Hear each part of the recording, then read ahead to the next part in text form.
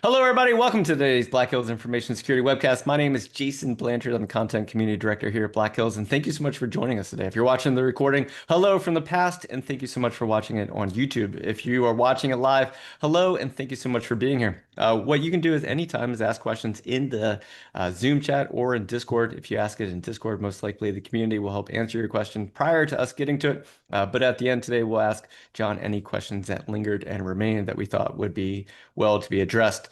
So the way our webcast works is that we reach out, or they reach, the testers reach out to me, or I reach out to the testers. And so John wanted to give this webcast today on how to design and execute social engineering calls. And so you always like, well, why? And so John just wrote a blog on this. We'll post the link so that you can go ahead and read the blog on this. John has a passion for this. John's good at this, and John wants to teach you to do this. So you can also mitigate the problems that social engineering causes.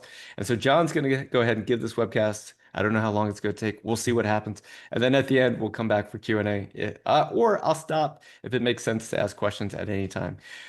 As a reminder, you can join us in Discord. If you're not on there, you can join us. You can also attend Wobbles Hack and Fest. And lastly, if you ever need us for your SOC services or pen testing or anything like that, we'd love to do that for you. And that's the last time we'll talk about that. All right, John, it's all yours. I'm going to head backstage and I'll be back. If there's any kind of technical difficulty or anything else, I will pop back in. All right, John, it's all yours. All right, thanks so much, Jason. All right, welcome everybody. Today I'm going to be talking to all of you about social engineering. As Jason said, this is something I'm quite passionate for. Social engineering today is, probably the leading cause of initial access. So during this whole spiel that I'm going to be giving you, I'm going to be walking you through a few interesting tools, techniques, and also tips that I've come to learn during my time doing this. Little quick bit about me here. My name is John Malone. I am a penetration tester here at Black Hills Information Security. I have an EJPT certification. Some of my hobbies involve reading, creative writing, gaming, and hacking, which is probably pretty obvious. As far as my education goes, I have a master's degree in industrial organizational psychology, as well as a bachelor's in psych, and I have an associate's degree in computer networking. So again, well, this is kind of like a itinerary for what we're going to go over today. We're going to start off by defining social engineering. Then we're going to move on to different reconnaissance techniques to kind of get your social engineering campaign underway. We're going to be covering both passive recon as well as active reconnaissance.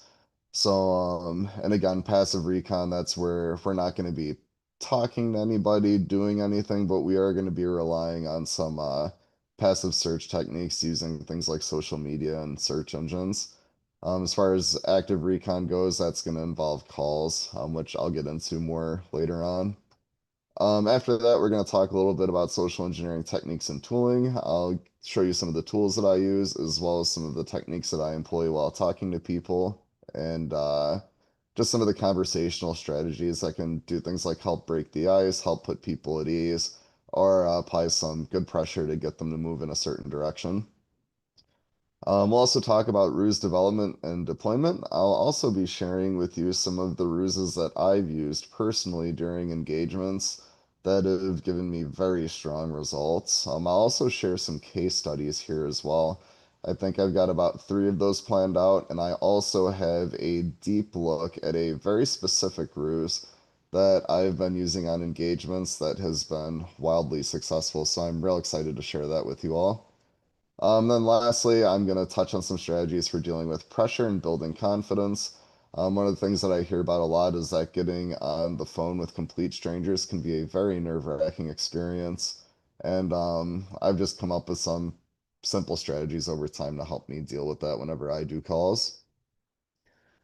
Moving on, I found this little quote online. If there was a trick, there must be a trickster. Probably one of the I guess, funniest things that I've seen regarding this whole field, which involves a whole lot of trickery, as I'm about to show you here shortly. So, starting off, what is social engineering?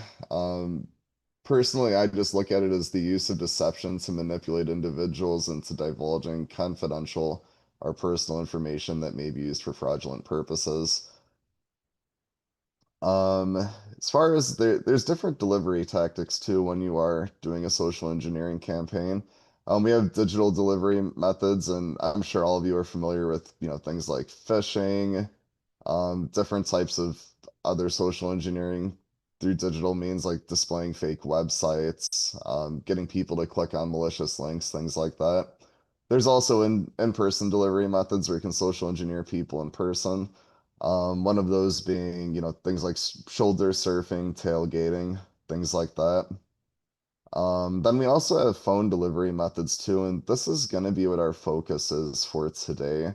So everything from this point on is strictly going to deal with phone calls. And again, if you do have any questions about anything that you see, feel free to post them in chat, and I'll definitely get to those later. So, first off, first thing I want to talk about is passive reconnaissance tactics. Like any penetration test, a social engineering test, in my opinion, isn't complete unless you've done your recon. That should mean passive and active. And I'm gonna jump into those right here for you, and I'm gonna kind of show you where the difference is and how each of these is done. So as far as passive recon goes, I generally begin with Google search engine. There's a whole bunch of cool things you can do on there, like Google dorking, general searches.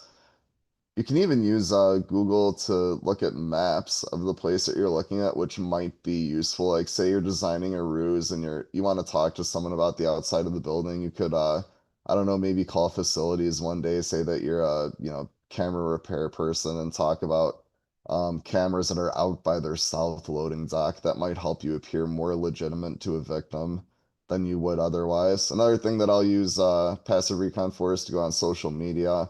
I look at company profiles as well as employee profiles and customer profiles if I can find those. Um, Good reason why we want to do this is companies tend to post a lot of interesting stuff on social media. Some of my favorites being information about their new hires. And as we all know, whenever people start a company, there's usually an onboarding process. And if you call a new hire and you pose as somebody in a convincing way, like say from HR or IT, and you approach that person with the ruse of, hey, we've forgotten to do something during your onboarding process, that might help that person buy in to what you're saying. Companies will also post things about charitable events that they're working with. So you might see things like fundraisers, charity drives, and they'll usually post who they're working with for that. So if you call in and you pretend to be, someone from a charity or something, you might be able to get some good information that way. As far as employees and customers go, this is another thing. People love to share stuff on LinkedIn, like when they've started a new job. So if you don't see anything on a company's profile, you might be able to find new hires by looking at people individually. These people you can then write their names down. You can look up their contact information using information brokers like Hunter.io or ZoomInfo, or basically anything that can get you contact numbers. That's if your customer isn't nice and they don't just flat up give you a call directory at the start.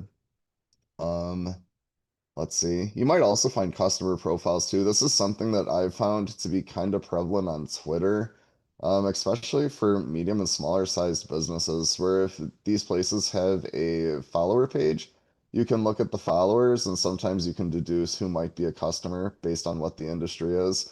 I've seen this a few times where I've done social engineering engagements for things in like the food and farming industry, and you'll find people following these firms who are, farmers.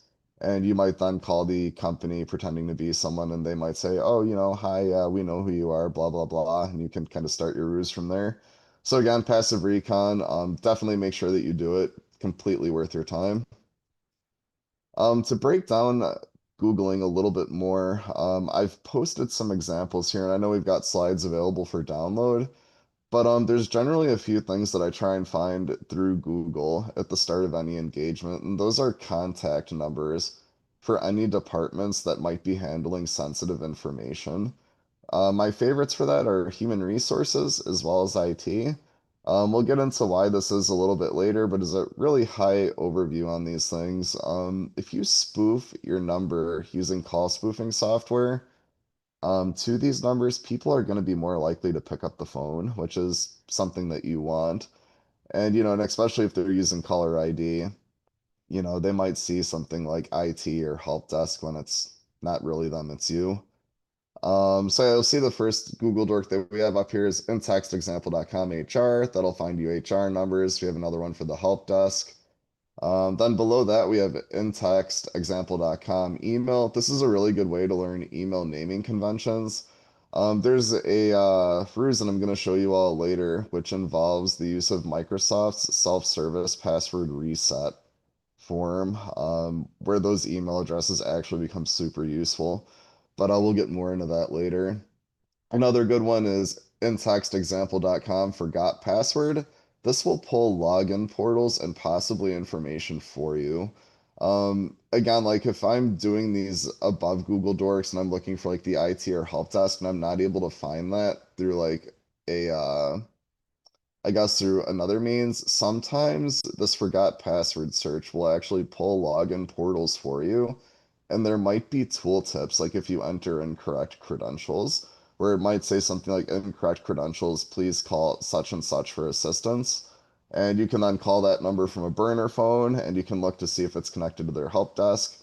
If it is, you can then consider that as a valid number for spoofing, which is super useful. And then you'll see this absolutely behemoth Google dork down here. I'm not going to read all that, but this will search for a variety of file types that you can use to get additional information. You'll see here it does say in text handbook or salary, HR, IT, or benefits. I've had this string pull employee handbooks before, which is super useful if you're going to impersonate human resources, because then you actually have their internal handbook and you can tell people, hey, according to page 12 of our employee handbook, employees are required to assist us in investigations that we're doing. So if you're, posing as HR and you're calling someone under the pretext of an investigation being done, being able to cite that would make you appear a lot more legitimate than someone who couldn't. I think we touched on this already, just a little bit about social media profiles for companies, current events, new hires, can we find customers? Another good thing that I forgot to mention earlier, when you're looking at employee profiles, sometimes people share their birthdays, their cars, and even contact numbers, which again is something that we can use for spoofing. As far as birthdays and cars, some organizations, when you call their help desk, they'll ask you security questions. So being able to scrape this information from like an easy to access source ends up being super useful.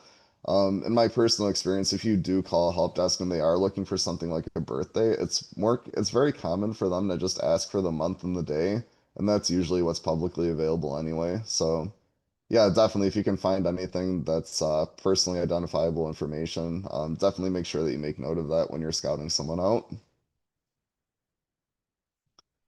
Next, we're going to go over active reconnaissance tactics. This is probably my favorite part because this does involve phone calls. Generally, what I'll do is while I'm searching around on Google or social media or whatever, I'll note any phone number that I see, and I'll look for one that's generally like a general intake number or customer service number or a number for the HQ, whatever place I'm attacking. Those tend to be best because the those phone numbers are going to connect you generally to like a switchboard operator or somebody who could transfer your call, or it might even give you like a robo menu where you can dial an extension. But anyway, when I call those numbers and I find someone to talk to, I'll usually float an innocent question that might sound innocent on the surface, but that could get me some really valuable information. So let's say I'm trying to find a human resources department, but Googling doesn't turn anything up. Google Dorking doesn't turn anything up. I search job websites, I see their postings, but there's no HR number. Um, I might think that, I'm in trouble there, but as far as getting the number goes, all hope is not lost. You can call into these places and you can say something like, "Hey, I'm a intern going to, I don't know, such and such university, or I'm a student going to such and such university, and I'd like to secure an internship. Can you please call me back?" Or you could leave an even more loaded voicemail, like say HR doesn't answer their phone after you're transferred. You could say something like, Yeah, hi, I'm a current employee and I have a, grievance about some comments that my manager made to me. It made me feel harassed and I need someone to talk to. Usually HR will call you back pretty quick after that. And if you do it from like a burner number, HR will call you and you'll now have their number available for use, which you can use for spoofing later. Same thing for the help desk. You can call into the help desk. You can say, hey, or you can call like a general number and say, hey, I forgot my password, can you help me change it? And generally that person will then say, no, let me forward you over to the IT help desk. And you could follow up with something like, well, I'm calling you from a pretty spotty location, my reception's not too great, can you give me their direct number in case I need to call back later? And you'd be surprised at just how often they'll do it. So if passive recon doesn't get you what you need, definitely lean on active recon. Make some calls from a burner number, and you'll have those numbers that you need before you know it. Next, I'd like to talk a little bit about social engineering techniques, some specific ones that I've relied on during my time doing this. But first, I also want to talk about tooling. So you've heard me mention call spoofing a couple of times already. There's a couple services that I use for this. Some are better than others at certain things, and I'm not going to go into the specific breakdown of that, but three tools that I've used relatively recently are Spoof Card. You can get that on the iOS App Store as well as the Android store. TraceBust, I think they've now moved to a web-based client, and Bluff My Call. Special note about Spoof Card here is Spoof Card, as it currently is you actually have to select from numbers that they offer you. If you have an older Spoof Card account, though, you can specify which number you want to set your caller ID to. And then I know services like Bluff My Call do allow you to select arbitrary numbers, which again is super useful for spoofing. Another app that I recommend is the Burner app that's available on iOS and Android. This is an app where you actually get an alternative phone number that acts as a true burner. People can text you on it, they can leave you voicemails, they can call you back. So if I'm ever giving a ruse where I need someone to call me back, I won't do like a spoof through spoof card because they'll call that back and they're not going to reach me. Instead, I will use the burner app to make sure that that person is able to call me back and get me what I need. Some other tooling, this is a stuff that's a little less traditional, but it's always good to have in your back pocket. Um, I rely a lot on sound clips from places like YouTube. Crying baby sounds are one of my favorites because if I'm on a call and I get the suggestion that that call might not be moving in the direction that I want, or that I need to buy myself time for whatever reason, I can play one of those sound clips, nice and loud in the background, and I can then offer up a valid reason for why I need to end the call. It helps avoid suspicion and, it helps you end that call naturally. Other fun sounds that I've used are things like pets and dogs. People tend to love animals. They love talking about them. So if you've got a dog going in the background, sometimes people will say, "Oh, is that a dog?" And you can actually use that as a bit of an icebreaker, put them at ease. Be like, "Oh yeah, sure, that's my golden retriever. His name's Spot." And before you know it, you've formed a positive relationship with that person, which might open them up to additional manipulation from you later. So there's some additional techniques that I want to cover also. Some icebreakers that I use when I'm talking with people on the phone. Then we'll move in the ruses, how those are made, and also a couple notes on things like confidence inflections and getting into character. So my all-time favorite icebreaker is right here at the top. I've seen it written both ways as the Ford method and the Ford's method. If you ever call someone and you're in the middle of your ruse delivery and things are getting either a bit awkward or you've got to wait for something. I tend to use this during password resets where if I'm taking someone through a password reset ruse, I might have to introduce a period of kind of like silence on the phone, just to kind of, pretend that I'm doing something in the IT department or something. And while I have this person on hold, I'll use the Ford method, which is talking about family, occupation, recreation, dreams, or sports. All of these topics tend to be things that most people are super open to talking about, and it's a really good way to help you build a positive bond with whoever it is that you're speaking with. You can also talk about small talk about the day or company events that you found during your recon. That's another good way to help you appear legitimate. You can also use believable questioning as a pivot. There's a specific ruse that I use when I pretend to be an IT professional.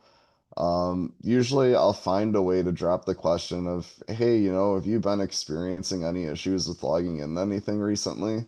And you'd be surprised every now and then you'll reach that person who actually says, "Oh yeah, I forgot my password the other day, but I don't remember ever changing it." And you can actually use that as a pivot point to say, we actually saw a number of failed logins on our end, and that's the exact reason why I'm calling. And now you appear more legitimate to this person because you got them to answer that. Another thing that I've seen is mirroring positive behavior, where if you're calling someone and they seem to be in a really good mood, try to change your voice and inflections to sound like you're in a good mood too.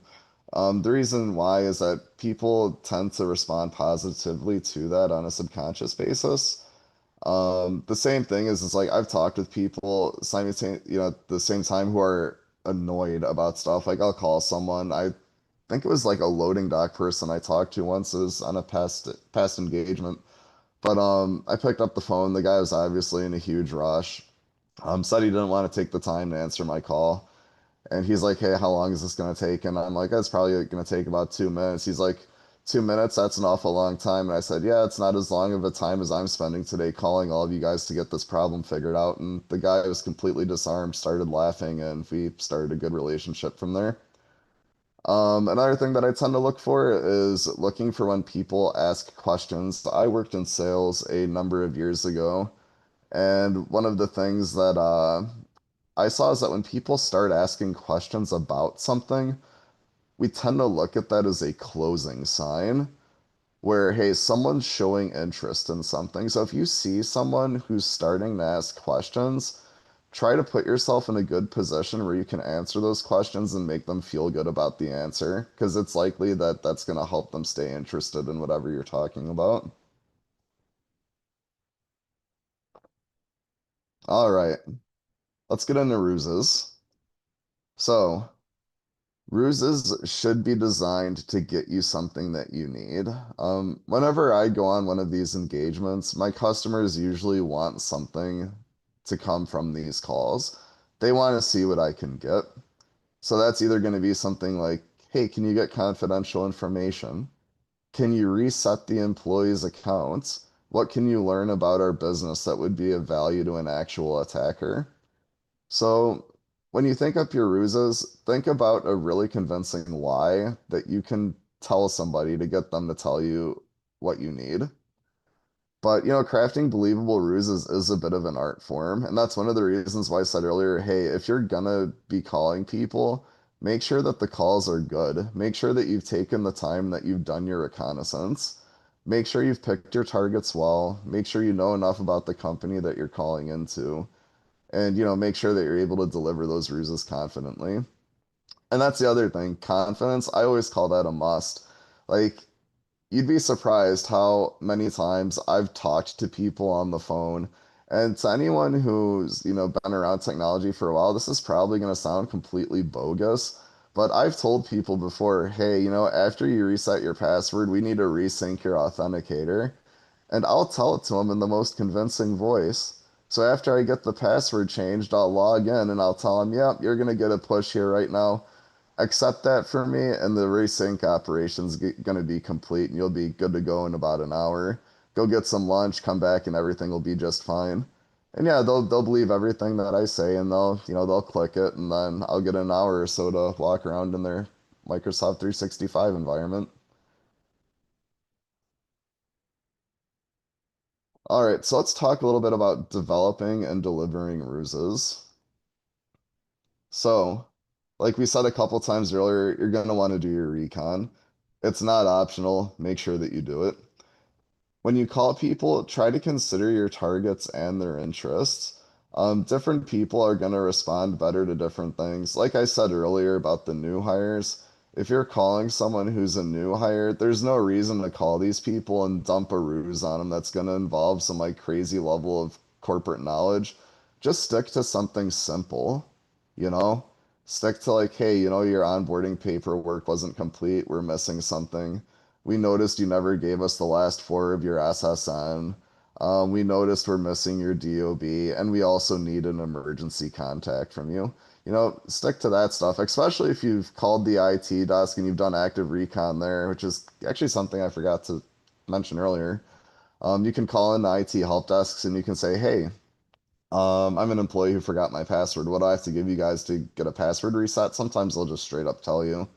And in that case, you could just lie and say, yeah, I'm really not in a position where I can give you the last four of my SSN. Let me call you back when I go on my break.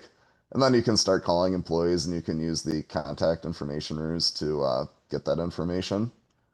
One other thing that I find really helpful when you're designing ruses is to look for opportunities to build common ground or identify potential pain points or authority angles that you can take with people, which again is why that onboarding ruse with new hires tends to be so successful. These people are new. The common ground here is they want to keep their job. The pain point is they want to get through onboarding, and the authority angle is at your HR and you need their onboarding paperwork. So, real quick example there. Generally, you also want to deliver on some sort of a promise or solve a problem. I'll call people sometimes and I'll read them their breach data information that I scrape off of things like Flare or, um, dark web breach forums or whatever. And if you have someone's breach data and you're posing as IT and you read that to them, you've now introduced a problem to that person. And by offering yourself and what you're going to walk them through as the solution, they're going to be more willing to cooperate with you. And then we'll also talk about eliminating suspicion. You can deliver a great ruse and you can get what you want, but if the person hangs up the phone and they don't feel quite right, there's a chance you're going to get reported and your cover will be blown. So I'm going to go into that a little later and share some examples for how you can eliminate suspicion so people don't report you. Some other things that I tend to think about too when I'm designing my ruses is I take human emotions into account, which is something that I think all of us should do. Like one of the things that we want to ask ourselves is, hey, if I was an employee and I'm minding my own business at work and I received this call, how would I feel about it? Would I be okay with getting a call to discuss contact information or and then on the flip side, how would I feel if, HR called me and said I'm under investigation for something that I did? Like, you have to take that into consideration. Which of those is someone going to respond to more positively? I also play by the golden rule. I tend to treat my targets how I want them to treat me. And again, that's kind of goes back to what I said earlier, adopting that friendly personality with someone, who's already in a good mood. It's a great way to build a good relationship. I also tend to work from positive to negative. I'll try and be helpful first and threatening last.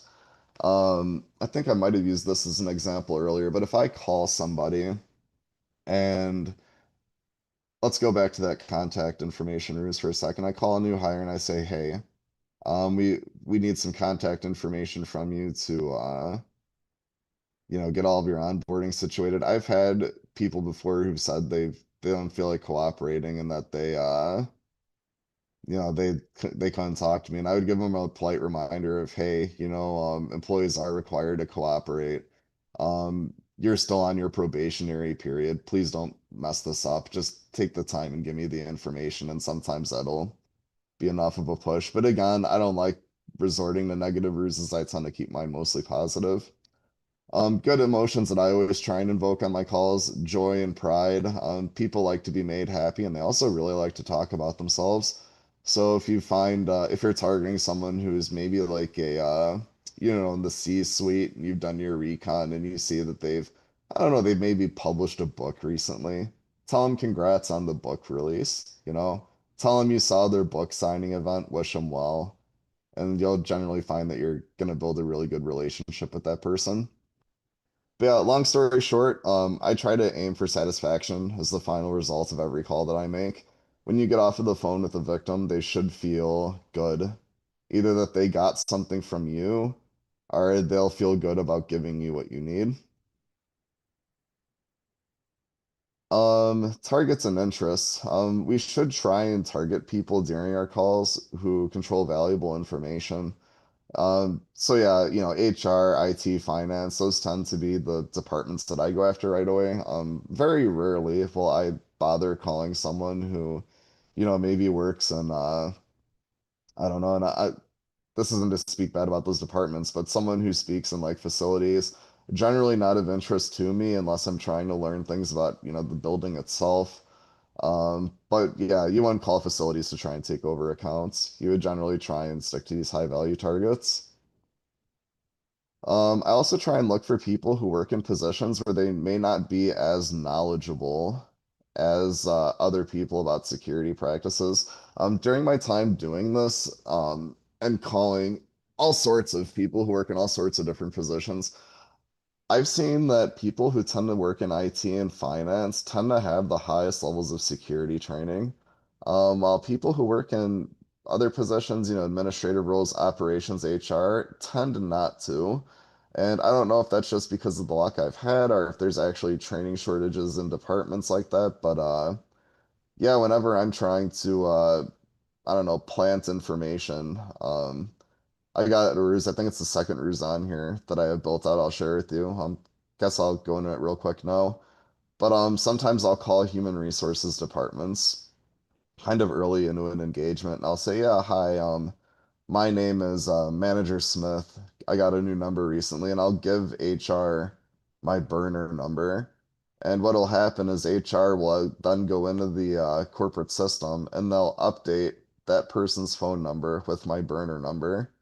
And then every now and then I'll get calls meant for that person straight to my burner, which then puts me in an interesting position where I can answer the phone, pretend to be that person, and get some additional information that way.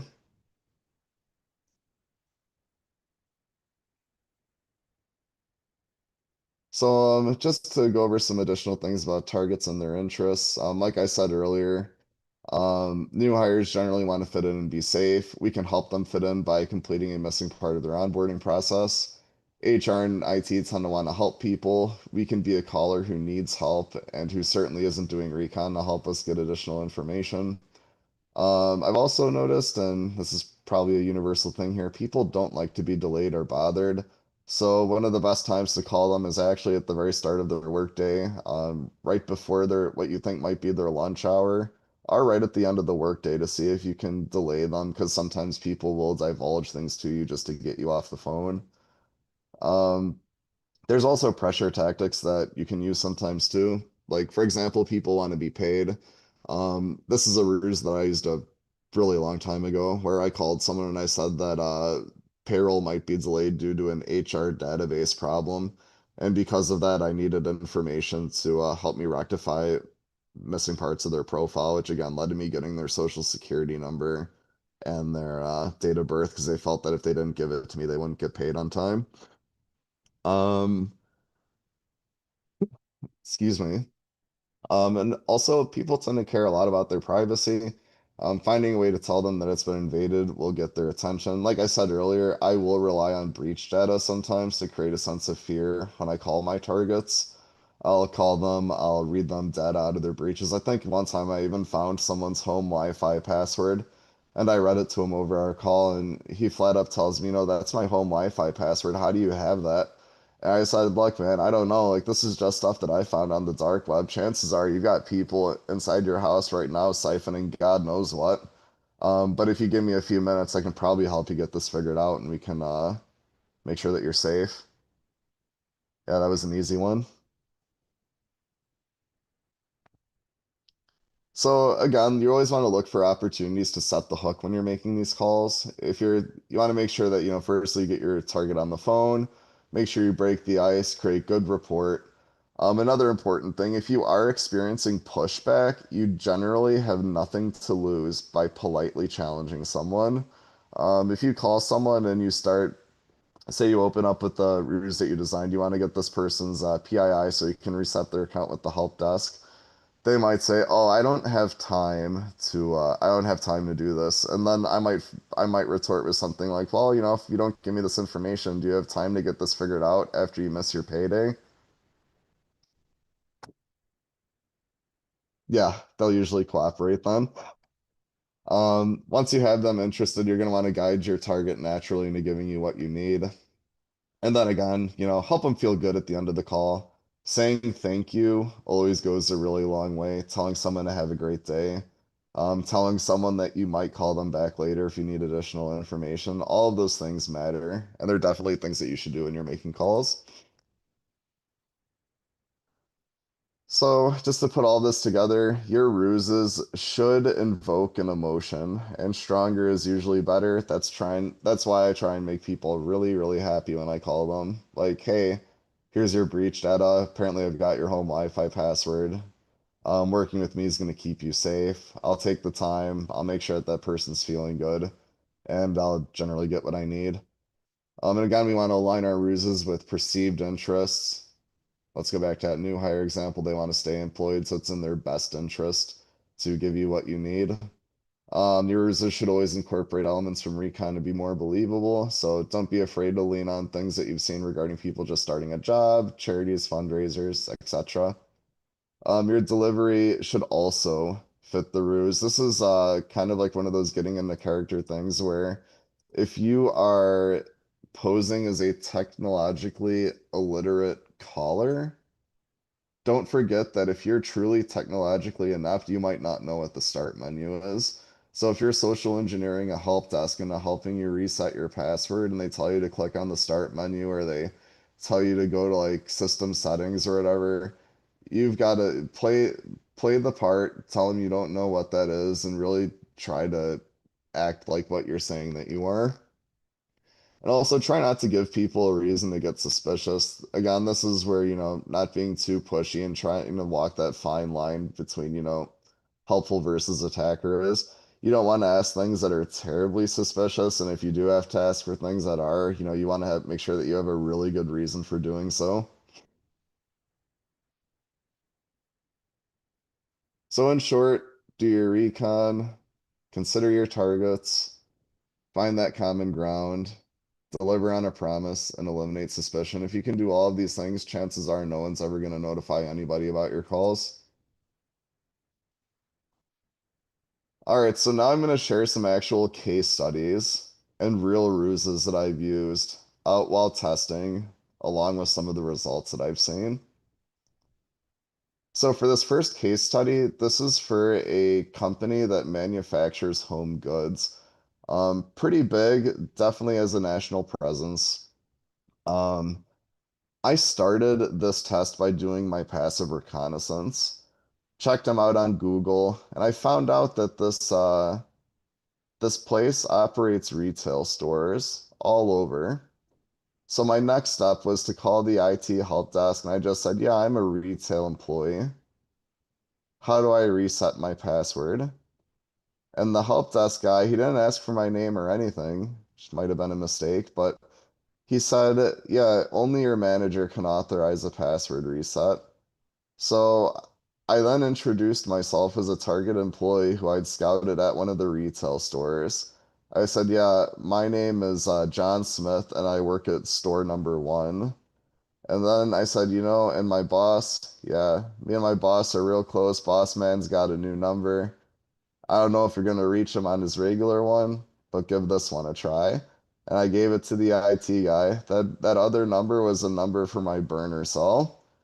I ended the call at the IT staff member, and my burner number rang, and it was the help desk.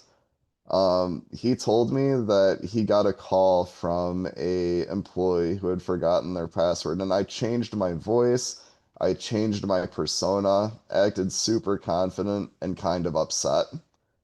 And he said the help desk manager or the help desk tech saw that, I wasn't in the best of, I wasn't in a good mood to talk, so he's like, "So are you gonna okay this? Is it okay?"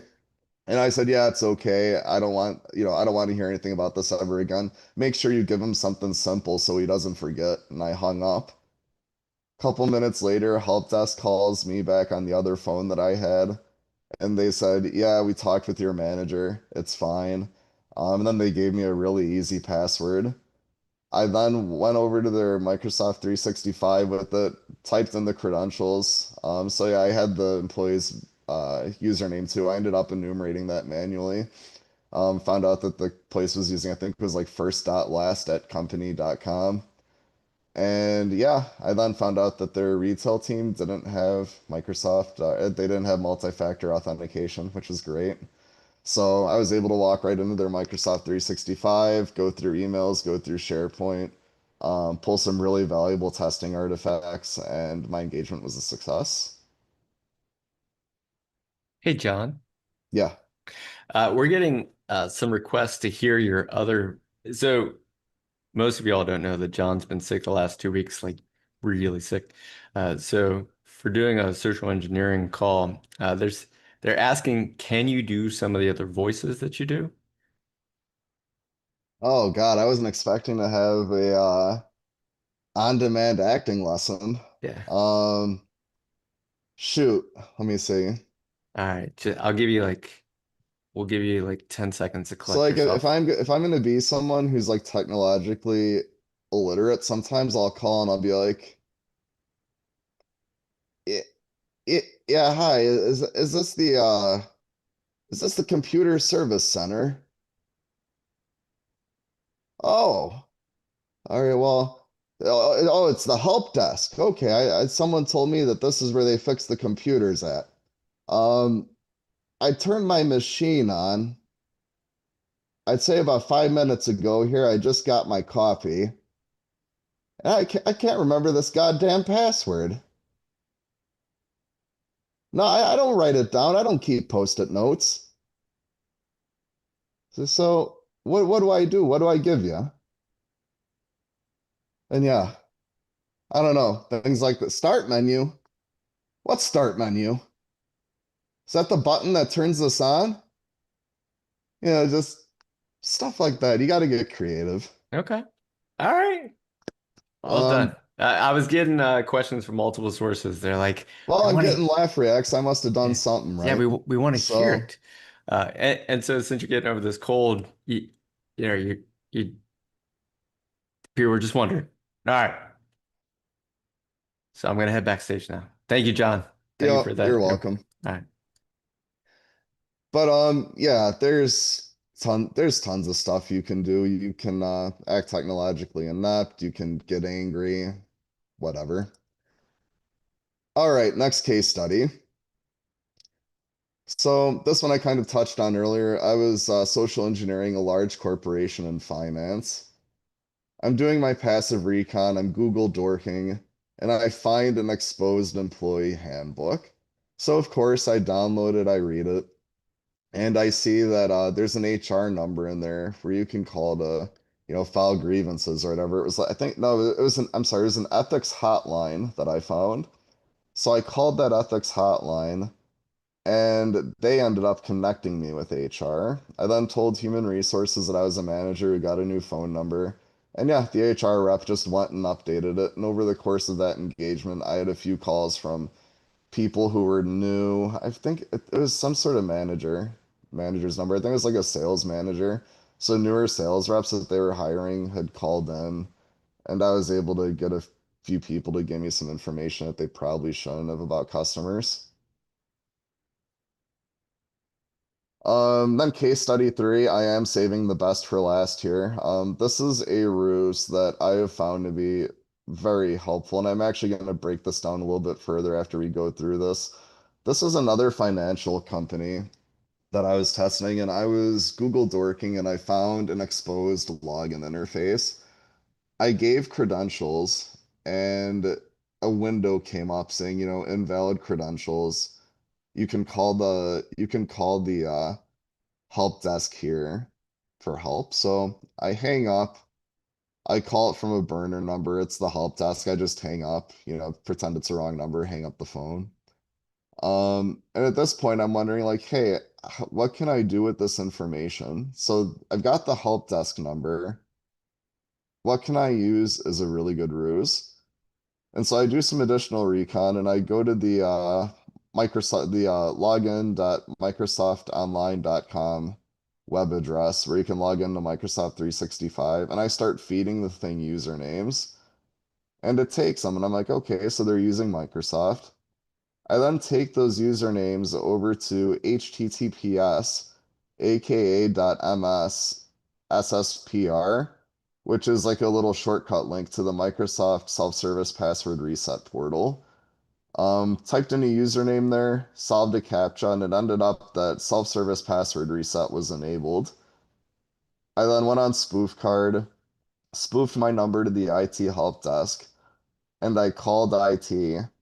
Full cosplay. I'm talking like I put computer sounds on, office sounds on in the background, all that stuff.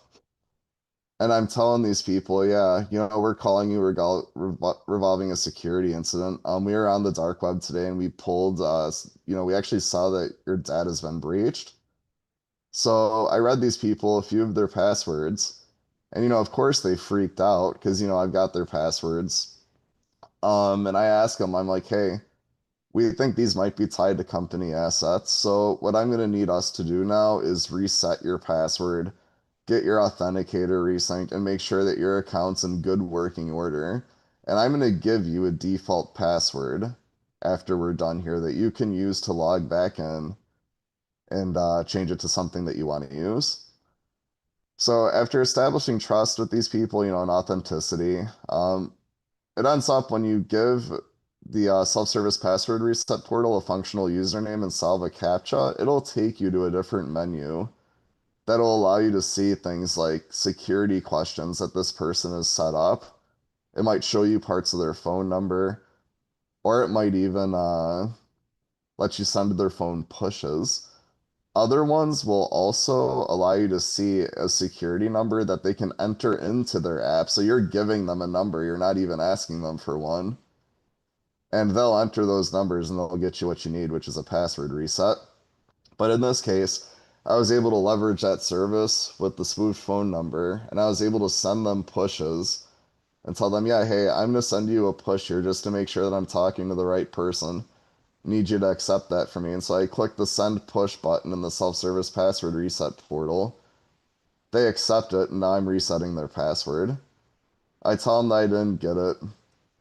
I send them another one, which is me logging in. They accept it, and now I'm inside of their Microsoft 365.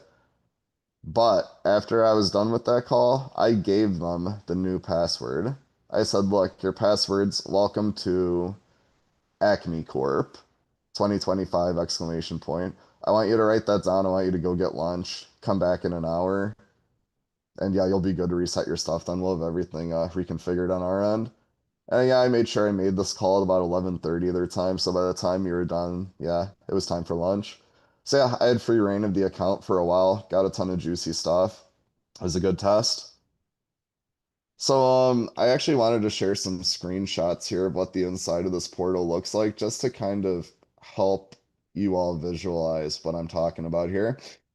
So when you go into the SSPR portal, you'll actually have these options over here on the right side, things like text my mobile phone, call my mobile phone, or answer my security questions. Now, common sense would tell you that someone who's in a privileged position would maybe be able to do these things, but like your average, Joe shouldn't have access to your security questions, in my opinion.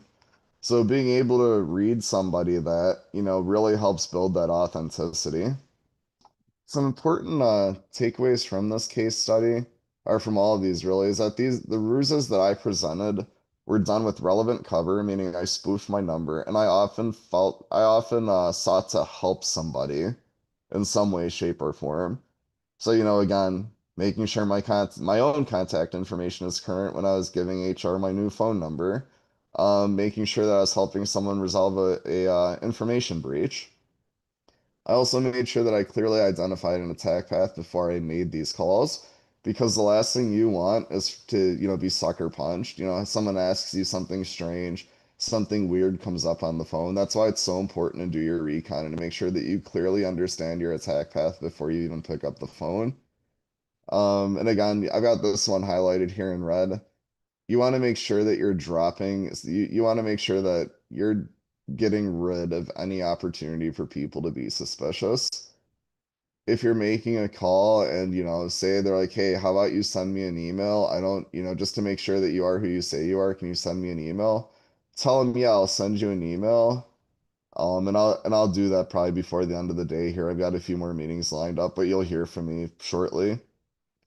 That way you don't just hang up and act like a total weirdo. You've actually promised that you're going to send them an email. And generally those people will wait. And, if they don't get it by the end of the day, maybe then they'll report it. But, during that time, you might be talking with someone else and you might get what you need over there. Let's see. Yeah, this is another big one, overcoming your own nerves. When I started doing this and calling people, it actually wasn't as a social engineer, it was as a recruiter, like a traditional old school headhunter. I was calling people just out of the blue, complete cold call, and I was trying to get them to work a job or, quit their current job and go somewhere else. And having any conversation when you're trying to get someone to do something might make you feel a certain way, which is, totally understandable. But generally before I get on the phone, even now, like, it's okay to feel nervous about doing this sort of thing. You are calling people to fool them after all, and that's typically something that I would imagine many people don't feel too good about. But yeah, take a few deep breaths because you're doing it for a good reason at the end of the day. Attackers do carry out calls like this every day, and you better believe they probably are feeling pretty good about it because what then the stuff that they're getting when they're raiding people's inboxes are they're planting malware. Like these guys are, they feel good about doing that sort of thing. So you might not, but that's okay. Take a few deep breaths. Remember you're doing it for a good reason. And another thing that I found has really helped me is that when I'm calling and I'm delivering a ruse, I'll try and put myself in the mindset that I actually am who I say I am. So if I'm going to call someone and I'm going to pretend to be an IT specialist, I try to get fully immersed in the role play. I pretend that I'm an IT specialist for the day. Takes a little bit of mental gymnastics, but it really helps get rid of any nerves that I might have at the time. Another thing that I found really helps is to set a schedule for your calls and to stick to it, especially if you're on an engagement that could be considered high volume. Like, say you have a couple of days to make, 50, let's say you have 3 days to make 50 calls, like that's a lot of calls. So being able to, plan your ruse to make sure that, you've got a, good enough time frame, you can call people, get what you need, end the call, and then you promise yourself, hey, let's do a certain amount of those calls each hour. So for me, I'll generally try and do anywhere between 4 to 5 calls an hour, and I'll just hold myself to that schedule for the duration of my test. And then one other thing, which again, it's not a rule of thumb by any stretch, but again, to go back to recon, I know I didn't write this down here. It doesn't even belong here, but make sure you give yourself adequate time for recon. Do not rush through it. It's okay to spend a full day doing reconnaissance and not making calls, because if you're doing your recon right, it's going to get you what you need to make sure that those calls go as planned. All right. Thank you, everybody. That's all I got. Well, Well, good job, John. I don't know if I ever want to take a phone call ever I again. know. Thanks, John. I don't think I answer the phone ever anyway, so it's just good. This is why. Well done, John. I liked Yeah. your voice. I can't remember my gosh darn password. Yeah. All right, everybody. We're gonna do some Q&A. So if you have Mm, questions, feel free to ask them now. We'll also take a look through and see if there was questions that we got.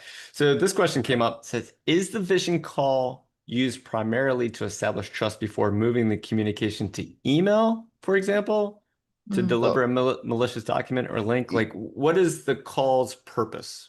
the call's purpose is just to get people to give you stuff that you need to Okay. achieve compromise usually. So, and to answer your question about, pivoting from a phone to a digital medium, I've done that before.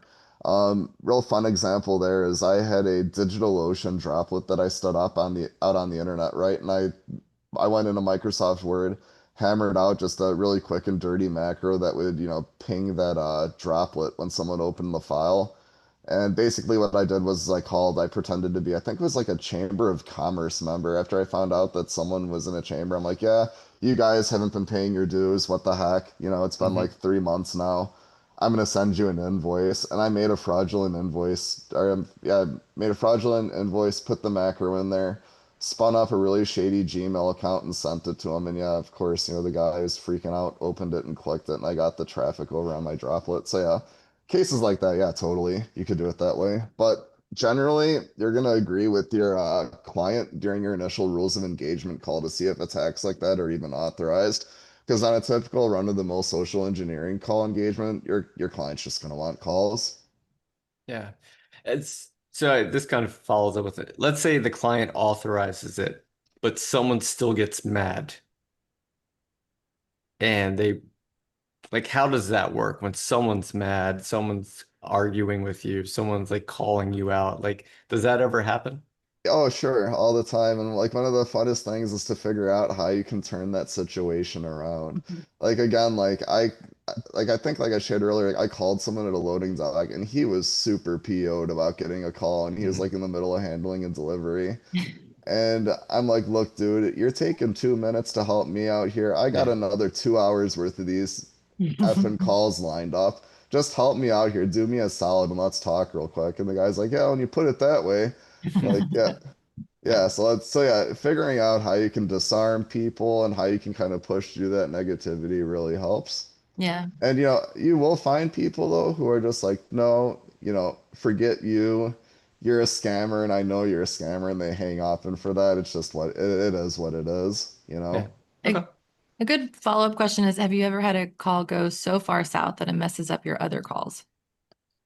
Yes, I have, and I'm very happy that this question was brought up. Thank you, Deb. Mm. This is actually a good thing, believe it or not. And I know it might not sound like a good thing, but it is. I've made a couple of calls before where things like that have happened. People are like, yeah, this is fake, you're a scammer, blah blah. And then they hang up and they tell the rest of the office. So what I'll do is I'll wait like half a day, or I'll just stop making calls for a full day and I'll go back to doing recon. And then I'll spoof a different number in IT and I'll call back. I'll call the same people back. And I'm like, hey, I'm following up with you regarding a call that you had the other day. You were one of the people was called by a scammer, right? And I was like, yeah, did you give them anything?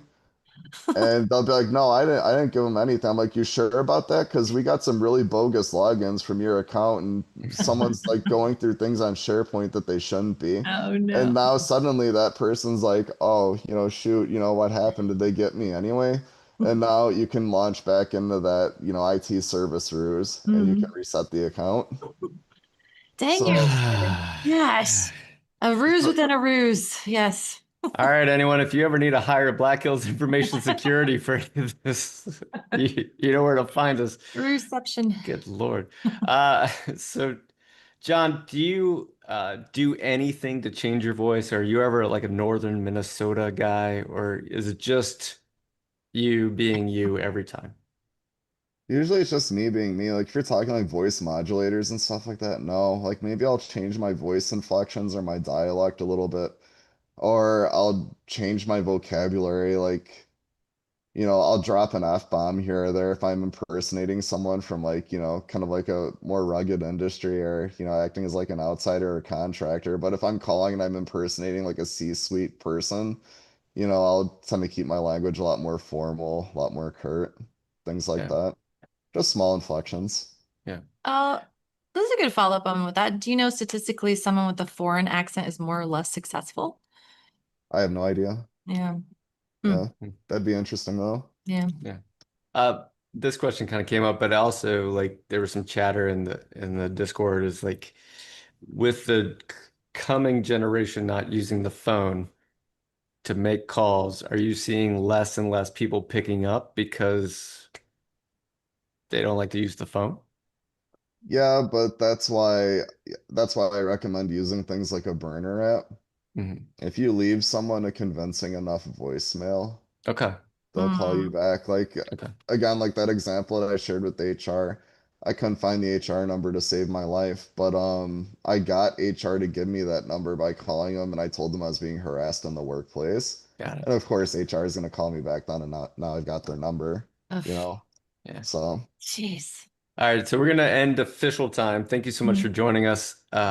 So John, I always ask people what's your final thoughts, and we'll stick around for just a few more minutes and answer some more questions in chat, but we're at the official time. So John, if you could sum up everything you talked about today in one final thought, what would it be?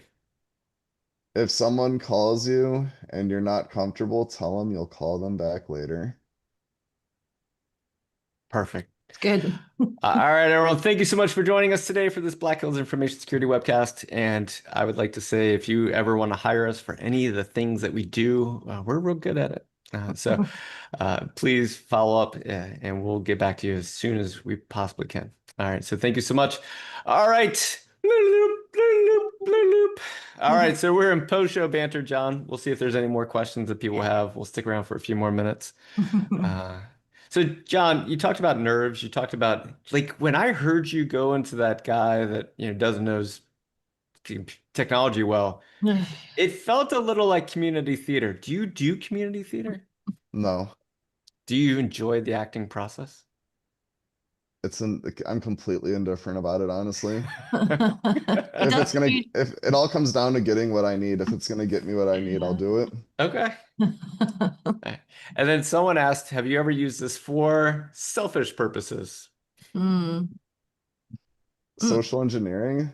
Yeah, like let's say, I don't know, Well, if I say no, then everyone's gonna think I do. I mean, I don't know how to answer this one. Another well, great question. let's say you're trying to you went on a trip and you're on that trip and it was a bad trip and you want to make sure that you get refunded for your trip. Do you ever like call and No. okay. Yeah. I'm too lazy to do anything like that. Like there's no. All right. This question came in. Any tips on regularly testing your own help desk? Yeah. This Mm. is where I say talk to a pen testing firm like BHIS and get a test scheduled. But Uh, on a actually serious note, as far as testing your own help desk goes, um, like say you're in a leadership position, you want to test your people, find some spoofing software, call at odd times, you know, or have someone else in the office call. Sky's really the limit as far as actually testing goes. But one thing that I do want to suggest also is that if you are testing your own people and they make mistakes, um, I'm gonna say don't fire them, you know, because then you're gonna hire someone else who's gonna make the same mistakes anyway. Use it as a learning opportunity, to make sure that your people are being trained well. I don't know. sorry. You saw the picture of Uh, yourself in Discord. yeah, I just saw the new memes that are getting generated. So it's good. It's good. Yeah. It's good. Um, well, I got thrown off there.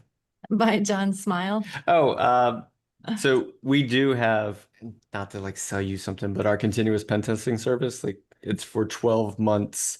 And Mm. a part of that is regularly testing your help desk with social engineering calls.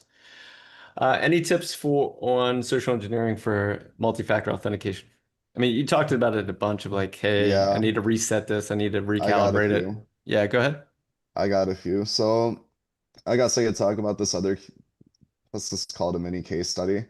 I talked to a place once where they didn't have Microsoft SSPR enabled, good for them as far as this ruse goes. But I had to go fully through the help desk. And I called the help desk originally. They said they needed PII to confirm my identity. I told them I couldn't give that. Called the employee, got the PII with the ruse, called the help desk back, gave it to them. They reset my account, and then I tried logging in. And I saw that MFA was enabled, and I'm like, well, that now I'm kind of at an impasse here because I don't have my phone. And they're like, oh, well, what are you calling from? I'm like, I got a new one because I dropped my other one in the toilet. And I'm like, so yeah, I don't have Duo set up. What do I do? And then the help desk guy was like, well, you've already confirmed your identity, so we'll just help you set Duo up again. So in that case, I gave them like my actual home phone number, like my main cell phone number, and then they just hooked me up with the MFA app on that thing. And that was it. If you tell them a convincing enough lie that you've lost a phone or you've had to misplace it for whatever reason and you've got your identity confirmed, they'll usually say okay. Help desk, that is. As far as other people, yeah, sometimes you just got to get creative. That's why I like the Microsoft self-service password reset portal so much, because you can interact with that person's authenticator, just by having their username. John, when you're driving around, is this what you're thinking about? Come Sometimes. coming up with like, how could I get into that place? Yeah, I mean, if you want to talk about thinking about things, like I was playing around with Google Dorks the other day and I actually found a really reliable way to pull disciplinary forms for educational institutions. So I'm thinking if I ever test a university anytime soon coming up here, I might figure out a way to send people something from HR that they're being disciplined for like social media policy or something. I don't know. I'll have to think it out more, but Yeah. What short is answer is yes. what does your wife think about what you do for The first time she heard me really do a test like this, like she didn't seem very thrilled. Wait, is that what he did to me? No, that's not true. Yeah, she was like, "Wow, how do you feel after you make these calls?" And I'm like, "Oh, usually I feel pretty bad, but after the test is over and I've helped make someone safer as a result, I usually feel pretty good." Yeah, So, for sure. Yeah. All right. So for the well, there was like 50 of you that signed up for our anti-sock zine. Yeah, thank Thank you for trusting us to click on a link called Spearfish General Store during a social engineering webcast. you. You just can't even imagine like the kind of like, uh-huh. And then you clicked it, and then you went to a store, and Oh, then it's you're like, free, add to huh? cart. And Hmm. then it was like, would you please put in your address? And you're like, okay. But there was a lot of you that didn't. So I saw many people there and less orders. A lot of Uh, abandoned carts. yes, Yeah. a lot of like, you ain't getting me today. So, I learned something. okay, all right. John, anything else before we go? no, I think that should do it. Yeah. John, thank you so much for sharing your Mhm. knowledge today with everybody. And I appreciate that you do this so I don't have to. That others on the team, that you take this, you take the calls. Because one of the things at Black Hills is we all specialize in what we do well. And John, looks like you've just taken this to a point where I feel like you're an expert in it. And I always tell people that you're an expert in it if you can teach other people how to do it. And so thank you for choosing to share your knowledge with everybody today. Of course. Deb, any final thoughts from you? And the sock puppet of use just There's a sock puppet of me. it's pretty good. Oh my. Well done, Nerf. I don't know where to go with that. I usually thank people for spending their time here, and you have a lot of choices. You can leave me out, Bandagy, and I'm okay with that. I did say I feel left out, and I regret it a little bit. Anyway, we know you have a lot of options. Yeah, I'm derailed. Thank you. We love you guys. That's it. Yeah, we'll be off for the Oh next two yeah, weeks or so. we're Uh, off next week. yeah, we're taking a bit of a summer break, but we'll see you back here real soon. Thank you so much for joining Whew. us. Thank you, John. Thank you, Megan. Thank you, everybody. Thank you. We'll see y'all next time. Bye, Bye-bye. Bye bye. guys.